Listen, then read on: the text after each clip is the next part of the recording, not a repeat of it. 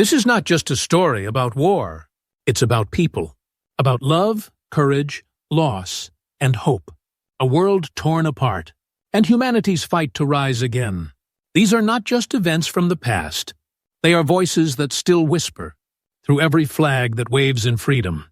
These are the memories of World War II. It began not with chaos, but with calm. A strange, uneasy calm that settled over Europe like the last breath before a storm.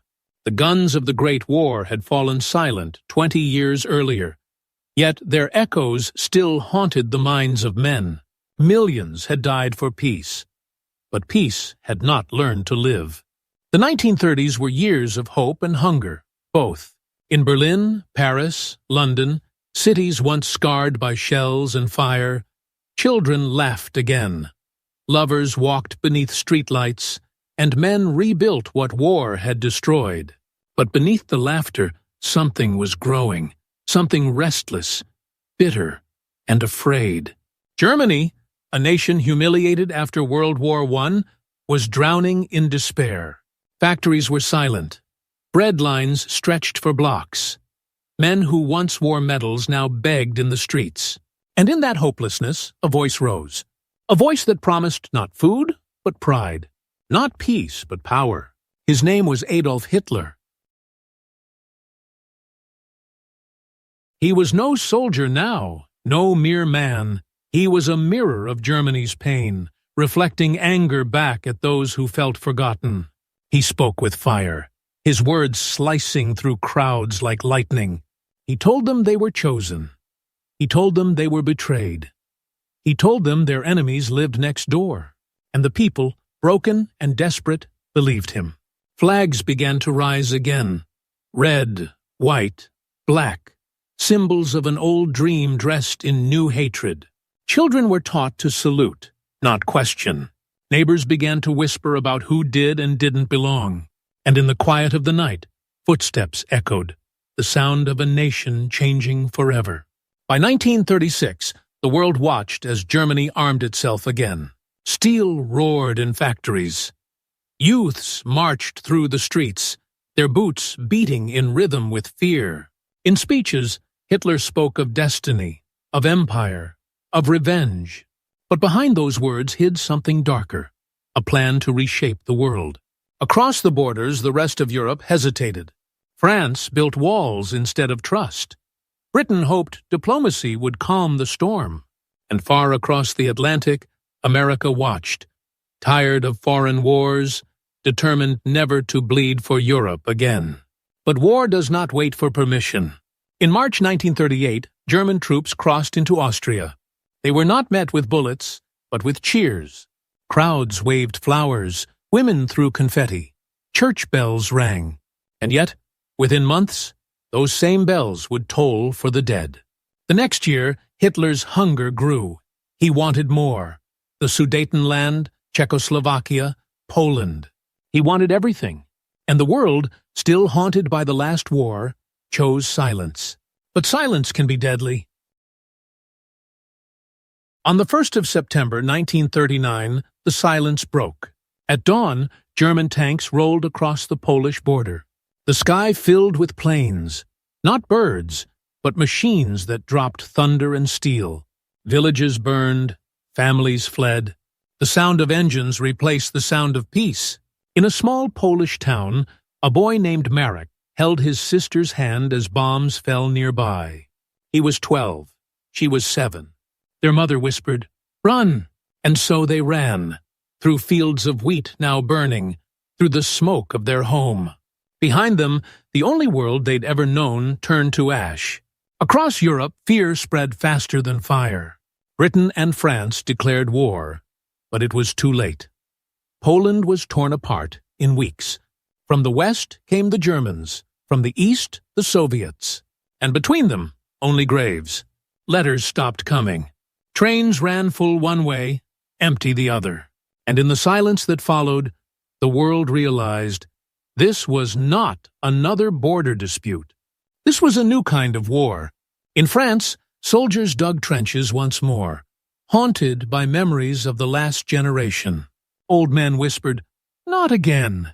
But the young ones, they didn't know what was coming.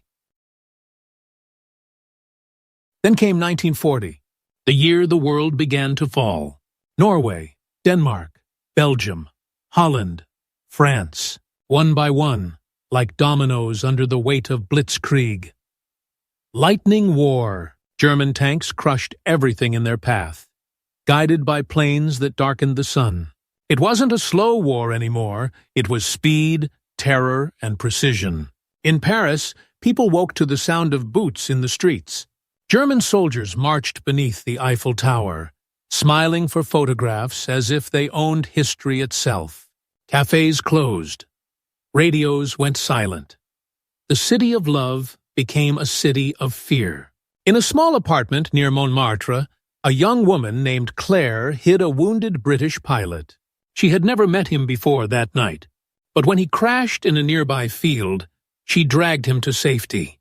For weeks, she fed him, cared for him, and prayed no one would knock on her door. Outside, posters warned, "If you help the enemy, you die." But she did it anyway, because even in war, humanity refuses to die. Across the English Channel, Britain stood alone. Every night, the sky above London burned. German bombers dropped fire like rain, turning homes into rubble and families into memories. Children slept in underground tunnels. Mothers wrapped them in blankets and whispered lullabies between air raid sirens. "Keep your eyes closed," they said. "It will be over soon." But it never seemed to end. The people of Britain endured, not with weapons, but with will. When the bombs fell, they picked up their brooms and swept the streets clean by morning. When their homes were destroyed, they hung signs that read, "We are still open." And through the smoke, their spirit burned brighter than the fire around them. The world watched in awe and fear. Could freedom survive this? Could courage stand against machines and madness? Across the ocean, in America, people read the headlines with disbelief. Another war in Europe, more suffering. But they told themselves, this is not our fight. In small towns across Kansas, Ohio, and Texas, families gathered around radios at night. They heard voices from across the Atlantic, reports of bombings, invasions, the endless names of places no one could pronounce, but everyone feared. Mothers looked at their sons and whispered, "We won't lose you like they did last time."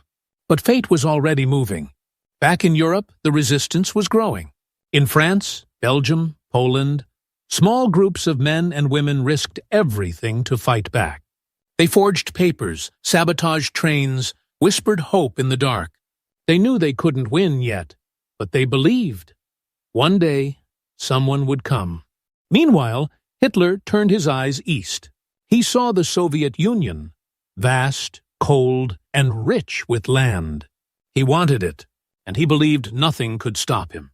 But before he could strike, he needed to ensure Britain would not rise again. So he ordered a full-scale assault. The Battle of Britain. The skies over England became the greatest arena of courage ever known. British pilots, some barely 20 years old, took to the air in hurricanes and Spitfires. They fought wave after wave of German bombers, outnumbered, exhausted, but unbroken. In one airfield, a young pilot named Thomas wrote a letter to his mother before taking off. "If I don't come back, tell Dad I wasn't afraid. Tell him I flew for something worth dying for." He never returned. But his letter did, carried home by a friend who lived to tell his story. By October 1940, Hitler's invasion plans had failed. The British still stood, bruised, bloodied, but standing.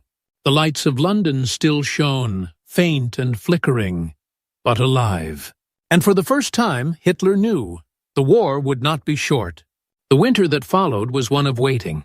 Europe lay under occupation. Families hid their radios under floorboards. Children learned to whisper. Soldiers stared into snow, wondering when it would end. And yet even then, love found a way. In a small farmhouse in rural France, a young woman and a German soldier shared stolen glances across a fence. They were enemies by law, strangers by fate, but humans by heart. He gave her bread one evening when her pantry was empty. She gave him a photograph of her family. Neither spoke the other's language, but both understood the same truth. War cannot kill kindness. But kindness alone could not stop what was coming. By 1941, the world was breaking apart. Hitler's armies were unstoppable. Europe was dying in slow motion. And across the Atlantic, America still hoped to stay safe, still believed the ocean was wide enough to protect them. But the ocean cannot stop destiny.